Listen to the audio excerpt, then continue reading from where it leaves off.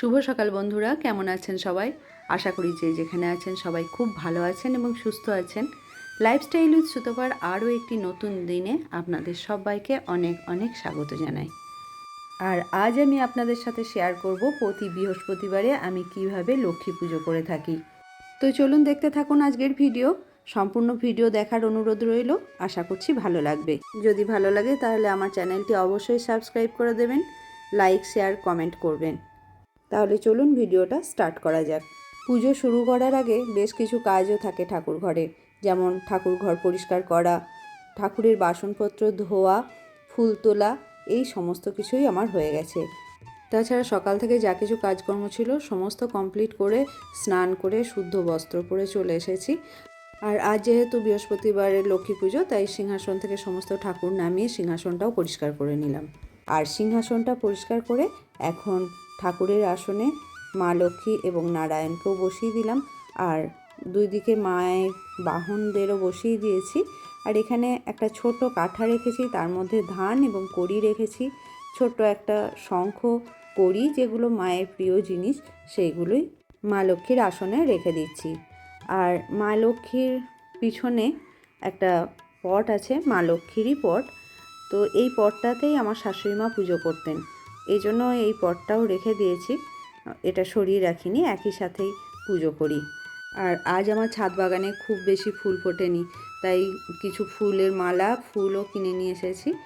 মা কালী আর মা কামাখ্যার জন্য দুটো জবার মালা কিনেছি, লক্ষ্মী নারায়ণের জন্য গাঁদার মালা কিনে নিয়ে এসেছি, আর মহাদেব আমার গোপালের জন্য দুটো বেল ফুলের মালা কিনেছি। আর মা লক্ষ্মীর ঘটে দেওয়ার জন্য এই পদ্ম ফুলটা কিনেছি। আমি প্রত্যেক বৃহস্পতিবারে মা লক্ষ্মীকে কিন্তু স্নান করাই না। আমার শ্বশুরবাড়ির নিয়ম অনুসারে যে বিশেষ বিশেষ দিনগুলোতে মা লক্ষ্মীর পুজো করা হয়, সেই দিনগুলোতেই শুধুমাত্র আমি মা লক্ষ্মীকে স্নান করাই। তবে প্রত্যেক দিনই আমি সমস্ত ঠাকুরকে একটা ভিজে কাপড় দিয়ে মুছিয়ে দিই। আর এইদিকে আমার পদ্ম ফুলটাও ফোটানো হয়ে গেছে, সাথে নিয়ে নিয়েছি কিছু তুলসী পাতা, বেলপাতা, আর নিয়ে নিলাম একটা আমের শাখা। একটা পান দিতে হবে ঘটে, সেজন্য নিয়েছি পান, কিছু দূর্বা, আর ঘটে দেওয়ার জন্যই একটা কলাও নিয়ে নিয়েছি। আর আমাদের লক্ষ্মী পুজোর দিন আলপনা দিতে হয়, বিশেষ করে যেখানে ঘট বসানো হয় সেই জায়গাটি, এবং অন্যান্য বাড়ির সমস্ত জায়গাতে দিতে হয়, তবে আমি এই জায়গাটাতেই দিচ্ছি, সিংহাসনে যেখানে ঘটটা আমি পাতবো সেই জায়গাটাতে একটু আলপনা দিয়ে নিচ্ছি। এই তাম্রকুণ্ডটার মধ্যেই ঘরটা বসাবো, সেজন্য এই তাম্রকুণ্ডর মধ্যে 5টা সিঁদুরের ফোঁটা, কিছুটা ধান, গঙ্গা মাটি আর 7টা দূর্বা দিয়ে নিয়েছি। এখন একটু চন্দন ঘষছি, সমস্ত ঠাকুরকে চন্দনের টিপ পরিয়ে দেবো, আর এই মালা ফুলের মধ্যে চন্দনের ছিটে লাগিয়ে দেবো। আর পুষ্পে পুষ্পে মহাপুষ্পে সুপুষ্পে পুষ্প সম্ভবে পুষ্প চয়াবকীর্ণে চ হং ফট সাহা, এই মন্ত্র 3বার উচ্চারণ করে পুষ্প শুদ্ধিকরণ করে নেব। আর এখন সমস্ত ঠাকুরকে চন্দনের টিপ পরিয়ে দিচ্ছি। এখন সমস্ত ঠাকুরকে মালাগুলো পরিয়ে দিচ্ছি। আর আমার মনে হয় যে কোনো পুজোতে আয়োজন নিয়মকানুনের থেকেও ভক্তিটাই আসল। ভক্তি ভরে পুজো করলে ভগবানও সেই পুজো গ্রহণ করেন। অনেকেই হয়তো অনেকভাবে পুজোটা করেন, তবে আমি কিন্তু যেভাবে পুজোটা করি সেটাই আপনাদের সাথে শেয়ার করছি। অনেক ভুল ত্রুটি থাকতেই পারে, কেউই তো পারফেক্ট নয়, তবে যদি কোনো ভুল ত্রুটি হয়ে থাকে অবশ্যই মাপ করবেন। তো এখন দেখাই আমি কিভাবে ঘট স্থাপন করি। এই যে ঠাকুরের ঘটে এখন আমি একটা স্বস্তিক চিহ্ন এঁকে নেব।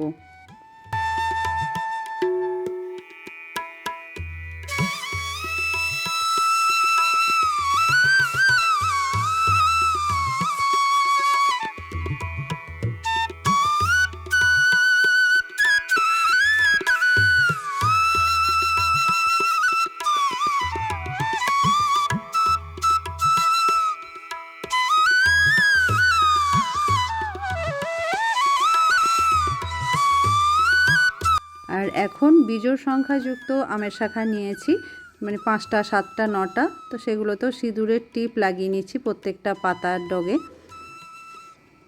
এটা ঘটে রাখবো। আগে ঘরটা গঙ্গার জল দিয়ে পূর্ণ করে নিচ্ছি। আমি গঙ্গার জল দিয়েই পূর্ণ করি। তারপর এই যে পানের মধ্যেও 3টে সিঁদুরের টিপ দিয়ে নিলাম। আর পানের বোঁটাটা সবসময় কিন্তু থাকবে স্বস্তিক চিহ্নের দিকে। আর ঘটে আমাদের কলাও দিতে হয়, তাই কলাতেও 3টে সিঁদুরের টিপ লাগিয়ে দিলাম। আর পদ্ম ফুলটা দিয়ে এখন মা লক্ষ্মীর ঘটও আমি স্থাপন করলাম। এই দেখুন, এখন আমার ঘট স্থাপন করা হয়ে গেছে। এখন আমি প্রদীপ আর ধূপটা জ্বেলে নিচ্ছি। এখন ঠাকুরের ভোগের থালা গুছিয়ে নিচ্ছি। আমার ঘরে যেদিন যেমন থাকে সেই হিসেবেই আমি মা লক্ষ্মীকে দিই, অন্যান্য ঠাকুরদেরও দিই। আজ একটু শশা, কলা আর একটু মিষ্টি ছিল, সেই দিয়েই ভোগ দিলাম। প্রথমে গণেশের পুজো করব।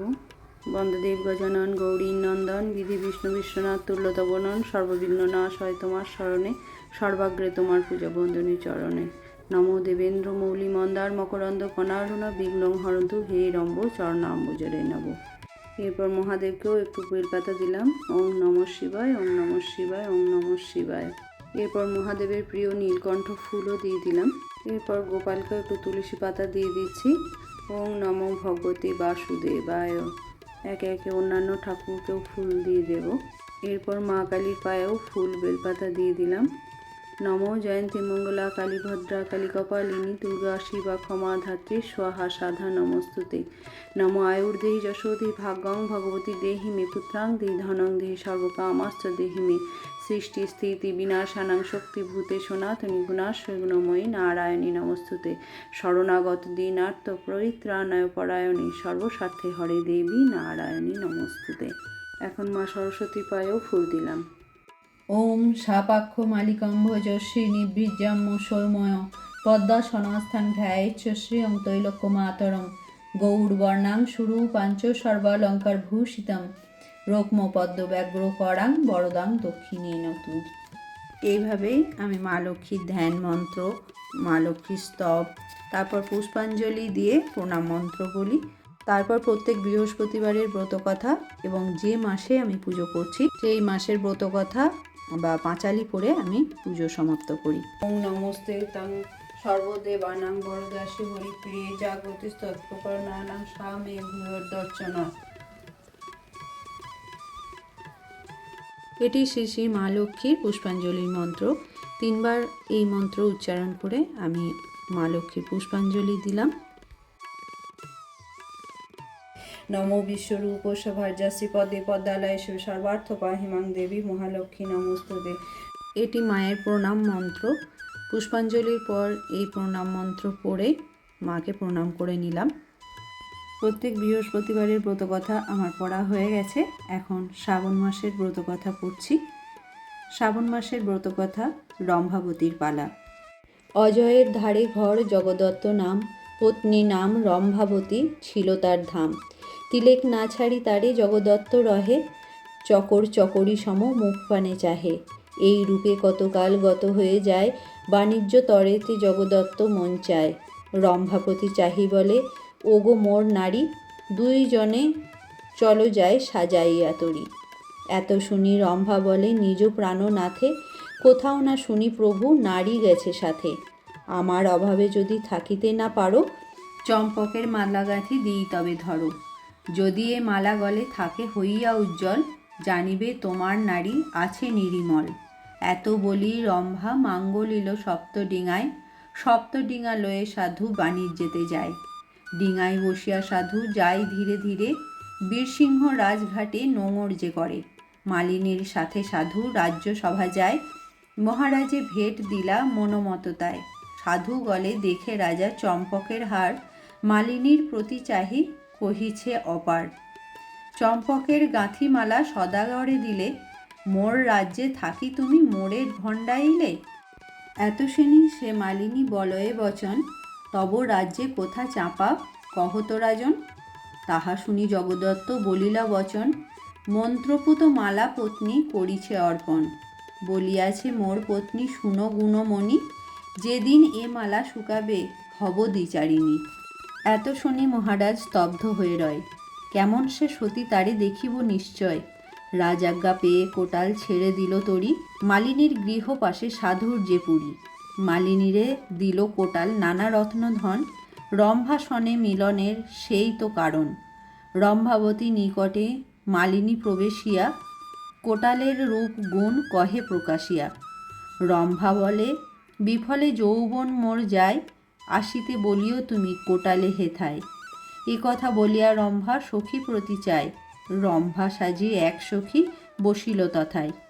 কিছু পরে কোটাল যে রম্ভা পাশে গেল, সখী সঙ্গে রসরঙ্গ করিতে লাগিল। সেই কালে খট খট শব্দ যেগো হয়, ভয় পেয়ে কোটালিয়া অমনি পালায়। স্বরাজ্যে আসিয়া কোটাল রাজা কাছে যায়, পূর্বাপর সব কথা রাজারে জানায়। সব শুনি রাজা গেলা সাধুর মহলে, উজ্জ্বল চম্পকমালা জগদত্ত গলে। মনেতে বুঝিলা রাজা কোটাল চাতুরী, সখী সঙ্গে রসরঙ্গে এলো দণ্ডাচারী। মনেতে বিচারি রাজা ছাড়িলেন তরি, কতদিন পরে রাজা গেল মালি বাড়ি।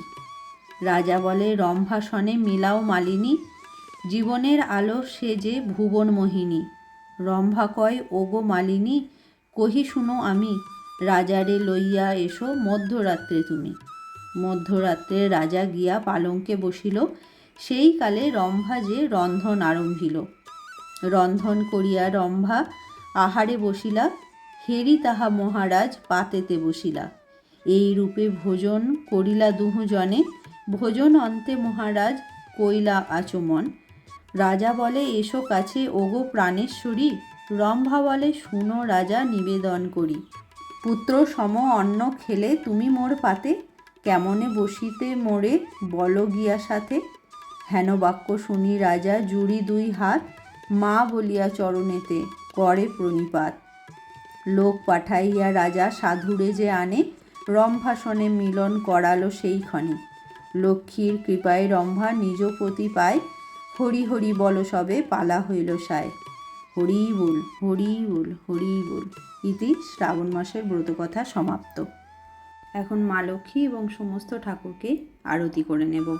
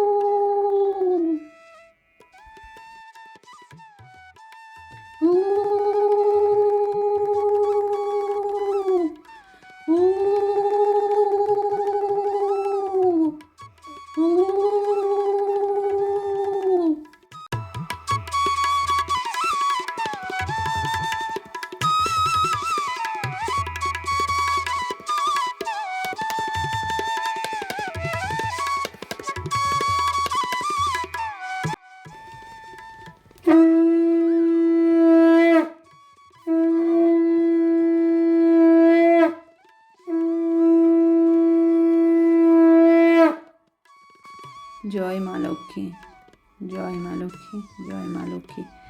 পূজা শেষে সমস্ত ঠাকুরকে প্রণাম করে নিয়েছি, আর মা লক্ষ্মীকে এবং অন্যান্য ঠাকুরকেও, মা কালী, মা দুর্গা, সমস্ত ঠাকুরকেই আমি একটু সিঁদুর পরিয়ে দিচ্ছি। এরপর নিজেও সেই সিঁদুর আমি নিজের কপালে নোয়াতে ছুঁয়ে নেব। এটা সব সময় আমার শাশুড়ি মা বলতেন করতে, পূজার শেষে নিজের নোয়া, সিঁথি আর কপালে একটু সিঁদুর ঠেকিয়ে নিতে। তো সেটাই করে নিলাম। আর ঈশ্বরের কাছে প্রার্থনা করলাম, মা লক্ষ্মীর কাছে প্রার্থনা করলাম, যদি আমার কিছু ভুল ত্রুটি হয়ে থাকে তাহলে তিনি যেন ক্ষমা করে আমার পুজো গ্রহণ করেন। আর আপনারাও জানাবেন আমার এই সাধারণ পুজো আপনাদের কেমন লাগলো। ভালো লাগলে অবশ্যই একটা লাইক দেবেন। তাহলে দেখা হচ্ছে আবার একটা নতুন ভিডিওতে। ততক্ষণ সবাই ভালো থাকবেন, সুস্থ থাকবেন।